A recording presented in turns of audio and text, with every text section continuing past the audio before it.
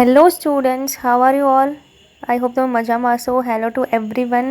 અને તમારું ભણવાનું પણ સરસ ચાલી રહ્યું હશે. તો પ્લીઝ સ્ટુડન્ટ્સ, હવે છે ને હવે તમારો એક પીક પોઈન્ટ આવી જશે જ્યારે પણ હવે તમારી ડેટ આવશે. ઓકે, તો પ્લીઝ તમે પાસે એટલો બધો સમય નથી, એટલે તૈયારી કરતા રહેજો અને પ્રેક્ટિસ પણ કરતા રહેજો. હવે આ જે ટોપિક છે કાસ્ટ સિસ્ટમ, ઓકે, જેના રિલેટેડ ઘણા બધા સ્ટુડન્ટ્સને ક્વેશ્ચન્સ હતા. કોઈ કાસ્ટ સિસ્ટમ પૂછે, કોઈ રિઝર્વેશન સિસ્ટમ પૂછે, રાઈટ? તો વન એન્ડ ધ સેમ થોડુંક ઇન્ટર રિલેટેડ છે, એકદમ સેમ નથી, બટ યસ થોડુંક રિલેટેડ છે, રાઈટ? તો હવે આપણે એના ઉપર વાત કરીશું કે તમારે એનું કેવી રીતે અને શું લખવાનું. તો અહીંયા આગળ છે ને હું મેઇન જે પોઈન્ટ છે ને કે જે તમારા ઇન્ટ્રો અને કન્ક્લુઝનમાં તો આવવા જ જોઈએ. પ્લસ આના સિવાય અગર તમને જે આઈડિયા આવતું હોય તમે એડ કરી શકો. બટ સ્ટુડન્ટ્સ પ્લીઝ આટલું તો તમે ઇન્ટ્રોમાં એડ કરજો અને કરજો જ. અને પ્લસ હું આ જે તમને લાસ્ટ 3 જે સ્ટેટમેન્ટ બતાવીશ, રાઈટ, એ તમે કન્ક્લુઝનમાં પણ લખી શકો છો, એઝ વેલ એઝ તમે ઇન્ટ્રોની અંદર પણ લખી શકો છો. ઓકે, બટ થોડુંક વે અલગ રાખજો. ઓકે સ્ટુડન્ટ્સ, ચલો હવે આપણે જોઈએ કે તમારે શું શું લખવાનું છે.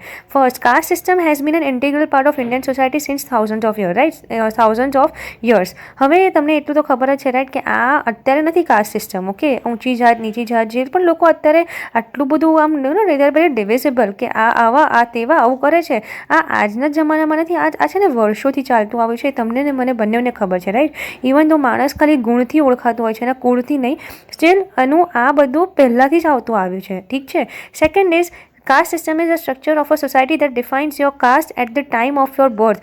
માણસ જન્મતા જ કે આ દલિતનો છે, આ બ્રાહ્મણનો છે. ખબર છે ને કેટલું બધું તફાવત કરે છે કે તું તો આવો એ તો તેવો, રાઈટ? તો આ એક આખું સ્ટ્રક્ચર શું કરે છે કે જન્મથી જ છે ને એક માણસને એક આઈડેન્ટિટી એવી આપી દે છે, રાઈટ? જેનાથી એક ઊંચ નીચની એક ડેફિનેશન લોકો બનાવી દે છે પોતાના મગજથી.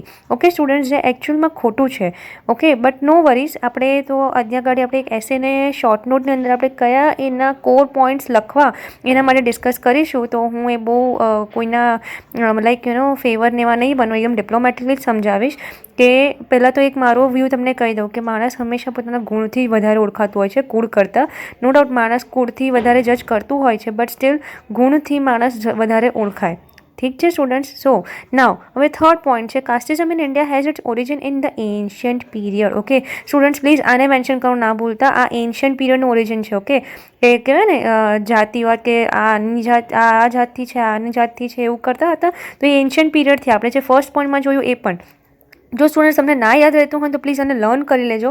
પણ પ્લીઝ આટલું તો તમારો અગર કાસ્ટ સિસ્ટમ કે રિઝર્વેશન સિસ્ટમ કે કશામાં બી તમને ઇન્ટ્રો કે કન્ક્લુઝન કાં તો પછી વચ્ચે કોઈ પોઈન્ટ્સ એડ કરવા હોય તો આટલા પોઈન્ટ્સ તમને આવડવા જ જોઈએ. Okay students, now next, the caste system in India supposedly originated from social and economic factors. Obviously social અને ઇકોનોમિક ફેક્ટર્સના લીધે જ તો એ ઓરિજિનેટ થયું છે, રાઈટ? અગર સોશિયલી આપણે ના જોયું હોય કે આ કોણ ને પેલું કોણ, રાઈટ, કે આ નીચી જાતનો કે આ ઊંચી જાતનો, તો આ વસ્તુ આવી હોત નહીં આવી હોત. તો તમારે આ બે ફેક્ટર્સ મેન્શન કરવાના છે, social and economic factors. Okay students, so please એને ભૂલતા નહીં. The caste system in India supposedly originated from social and economic factors. Most important point. Okay, so next is, હવે આપણે અહીંયા જે 4 પોઈન્ટ જોઈએ, રાઈટ સ્ટુડન્ટ્સ? હવે તમને એમ થશે ક્વેશ્ચન કે મેમ આને ક્યાં લખી શકાય છે? સ્ટુડન્ટ્સ આને કશામાં બી લખી શકાય, બટ આને તમારે એસે અને શોર્ટ નોટ બંનેની અંદર જ્યારે પણ કાસ્ટ સિસ્ટમનું પૂછાય તો આને તો તમારે મેન્શન કરવાનું જ છે. બટ આ મારા તરફથી હું તમને એમ કહું કે તમે આટલું પોર્શન ઇન્ટ્રોડક્શનની અંદર તમે મેન્શન કરો. બહુ જ એટલે બહુ જ ફ્રૂટફુલ રહેશે, આઈ ગેરંટી યુ. એન્ડ નાવ હવે હું તમને જે છેલ્લા 3 પોઈન્ટ્સ કહીશ ને એ 3 પોઈન્ટ્સ તમારા બહુ ઇમ્પોર્ટન્ટ છે. તમે ઇન્ટ્રોમાં બી લખી શકો, પણ ઇન્ટ્રોમાં તમને લાગે કે ના આટલું ઇનફ છે તો તમે એને કન્ક્લુઝનમાં લખી શકો. ઓકે, જેની અંદર કહેવાય ને આપણે એક શોર્ટમાં લખતા હોઈએ છીએ, રાઈટ? એકદમ બ્રીફમાં આપણે સમજાવી દઈએ છીએ આખું એક એસેનું એક કાઇન્ડ ઓફ સમરી જેવું. ઓકે સ્ટુડન્ટ્સ, તો હવે આપણે એ 3 પોઈન્ટ જોઈએ. ચલો, it infuses a false sense of pride in a upper caste. એક minute, false sense of pride in the upper caste, yes. Okay, and an inferiority complex in those belonging to lower caste. Okay, કઈ પહેલાં આપણે જે વાત કરી પહેલાં એ જ કે એ શું કરે છે, ઇન્ફ્યુઝ કરે છે, એટલે કે એની અંદર નાખે છે કઈ વસ્તુનું કે એક ખોટું તમને છે ને એક ખોટી રીતે પોતા પર એક એવો ગર્વ થવા લાગે કે ઓકે હું ઉપરની જ્ઞાતિનો, બરાબર, તો ઊંચી જ્ઞાતિનો અને આ તો ન. એટલે શું થાય, ઇન્ફિરિયરિટી કોમ્પ્લેક્સ ક્રિએટ થવા લાગે. ઓકે, જે લોઅર કાસ્ટ હોય એમને એમ જ થવા લાગે કે અરે અમે તો નીચા એટલે અમારી સાથે આવું, અમારી સાથે તેવું. ઓકે, તો સૌથી મોટી વસ્તુ શું છે આમાં જોવા જેવી કે ઇન્ફિરિયરિટી કોમ્પ્લેક્સ ક્રિએટ કરે છે, જે એકચ્યુઅલમાં બહુ જ ખોટું છે. એ તમને ને મને બી ખબર છે. નો ડાઉટ એના ઉપર ભગવાન કરે જલ્દી કંઈક ને કંઈક સોલ્યુશન આવે, બટ સ્ટીલ અત્યારે આપણે જે એકચ્યુઅલમાં જે રિયાલિટી છે એને લખવી તો પડશે, રાઈટ? તો આ પોઈન્ટ તમારે મેન્શન કરવાનો રહેશે. ક્રક્સમાં તમે વિચારી શકો, મતલબ તમારા અગર ક્રક્સ લખતા હો ને કે આ ટોપિકની અંદર મારે શું લખવું, તો એની અંદર તમે લખી શકો છો ઇન્ફિરિયોરિટી કોમ્પ્લેક્સ. ઓકે, કે આ વાળો પોઈન્ટ તમારે મેન્શન કરવાનો છે. Now the ancient caste system classifies the Indian society into 4 main caste. Okay, આ પોઈન્ટ તમારે અગર લખવું હોય તો તમે કન્ક્લુઝનમાં લખતા, આ તમે ઇન્ટ્રોડક્શનમાં લખી દેજો. ઓકે, 4 મેઇન વાળું હતું ને, જે પેલું બ્રાહ્મણ ટુ શુદ્ર વાળું આખું હતું એ વાળું. ઓકે, તો the ancient caste system classifies Indian society into 4 main caste. અને લાસ્ટ જે મારે તમને કહેવું હતું કે ઇમ્પોર્ટન્ટ પોઈન્ટ દેટ ઇઝ કે સિસ્ટમ શું છે, ડિવિઝિવ છે. ડિવિઝિવ એટલે શું કરે છે, આખું ડિવાઈડ કરી દે છે આખી કાસ્ટ સિસ્ટમને. તે ડિવાઈડ જે કરી લે છે એ શું કરે છે, ઓકે સ્ટુડન્ટ્સ, આ ડિવિઝન એ શું કરે છે કે ડિસ્ટર્બ કરી દે છે જેટલી બી હાર્મની છે ને, એક હેપીનેસ, એક યુનિટી, એક જોલીનેસથી આપણે બધા રહેતા હોઈએ, રાઈટ. આપણે કે યુનાઇટેડ સોસાયટી છે, તો આ જે ડિવિઝન થઈ જાય ને એ શું કરે છે, આખું તંત્રને ડિસ્ટર્બ કરી નાખે છે. Students please, at the system is divisive and disturbs the harmony and unity of society. આ બધું જે છે ને સ્ટુડન્ટ્સ, આ પોઈન્ટ પ્લીઝ કન્ક્લુઝનમાં લખજો. આઈ બેટ કે તમારું એક ઇમ્પેક્ટ બહુ સારો પડશે. પ્લસ તમને એક લખવાની એક સેન્સ તમારા સામેવાળા જે ચેકર છે એમને દેખાઈ આવશે કે યસ, અને લખ્યું છે તો ખાલી લખવા ખાતર નહીં, અને કંઈક સમજીને લખ્યું છે. ઓકે સ્ટુડન્ટ્સ, તમારે ક્રક્સ માટે કયા પોઈન્ટ્સ યાદ રાખવાના, ઇન્ફિરિયોરિટી કોમ્પ્લેક્સવાળું યાદ રાખવાનું. Okay, and harmony and unity of સોસાયટીવાળું યાદ રાખવાનું. આટલું તમે કન્ક્લુઝનમાં લખશો તો it's more than enough. Plus આ જે 4 સિસ્ટમ્સવાળું જે છે ને, બ્રાહ્મણ, ક્ષત્રિય, વૈશ્ય, શુદ્રવાળું, એ તમારે ક્લાસિફાઈ થોડુંક કરવાનું ઇન્ટ્રોડક્શનમાં. પ્લસ આપણે આ જે પાછળ જોયું એને પણ પ્લીઝ ધ્યાનમાં રાખજો. આટલા પોઈન્ટ્સ તમે ઇન્ટ્રોમાં લખજો.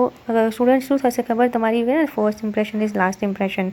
તો તમને આ છે ને બહુ સારી રીતે કામ લાગશે. એને ખ્યાલ આવી જશે કે ઓકે, આણે એક લેંગ્વેજ પ્લસ એક સારી ગ્રીપ પ્લસ સારા પ્રેઝન્ટેશનની સાથે લખ્યું છે, એટલે હવે તો એને આગળ પેપર પર સારું જ અટેમ્પ્ટ કર્યું હશે.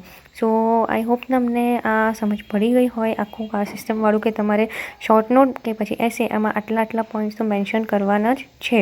તો પ્લીઝ સ્ટુડન્ટ્સ, આને અગર તમને ના સમજ પડી હોય તો પ્લીઝ તમે કમેન્ટ બોક્સમાં લખી શકો છો કે તમને આમાં શું નથી સમજ પડી. આપણે એકવાર ફરી એવું હોય તો હું ફરી એકવાર એક વિડીયો લઈને આવીશ અને તમને લોકોને ધ્યાનથી સમજાવી દઈશ કે અમને કેવી રીતે કરવાનું હતું અને ઓર તમારી સાથે કેવી રીતે લખવું. ઓકે સ્ટુડન્ટ્સ, તો આઈ હોપ તમને આખું સમજ પડી ગઈ હોય કે એસે શોર્ટ નોટમાં કેવી રીતે શું મેન્શન કરવું. અને ઇન કેસ હજુ ના પડે તો પ્લીઝ તમે મને જાણ કરી શકો છો. And that's it four today, કે કાસ્ટ સિસ્ટમનું આટલું તમારે જે છે એકચ્યુઅલી બહુ ઇમ્પોર્ટન્ટ પોઈન્ટ છે. દેટ્સ વાય મારે તમને અને વારે તમને આના પર આમ ટકોર કરવું પડે છે કે આને કરજો જ. Okay students, so take care, bye. અને અગર તમને વિડીયો ગમ્યો હોય તો લાઇક કરજો, શેર કરજો, એન્ડ ચેનલ અગર સબસ્ક્રાઈબ ના કરી હોય તો પ્લીઝ એને સબસ્ક્રાઈબ કરી દેજો. ઓકે સ્ટુડન્ટ્સ, ચલો મળીએ આપણે નેક્સ્ટ વિડીયોમાં નવા કન્સેપ્ટ સાથે, નવા કોઈ પોઈન્ટ સાથે, અને તમારા એક્ઝામને પૂરેપૂરી સારી રીતે આપણે તમારા મેક્સિમમ માર્ક્સ ગેઇન થઈ શકે એનો પ્રયત્ન કરીશું. Okay students, bye, take care.